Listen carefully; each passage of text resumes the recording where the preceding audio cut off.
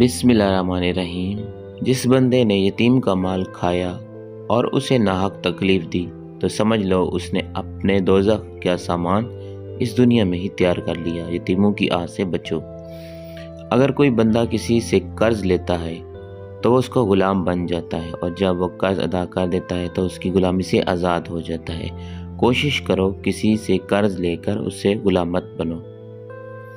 جس گھر میں مور ہوتا ہے اس گھر میں اکثر غم اور پریشانی کا سبب رہتا ہے، کیونکہ یہ ایک منحوس پرندہ ہے۔ اللہ تعالیٰ نے انہیں جنت سے نکال دیا تھا، اور اس کی وجہ سے حضرت آدم علیہ السلام اور بی بی حوا کو جنت سے بے دخل کر دیا گیا۔ ہماری یہ چھوٹی سی ویڈیو اچھی لگی ہو تو اسے لائک ضرور کر دیجیے گا۔ چینل پر نیو ہے تو چینل کو سبسکرائب کر دیجیے گا۔ ملتے ہیں نیکسٹ ویڈیو کے ساتھ۔ دعا میں یاد رکھیے گا۔ اللہ حافظ۔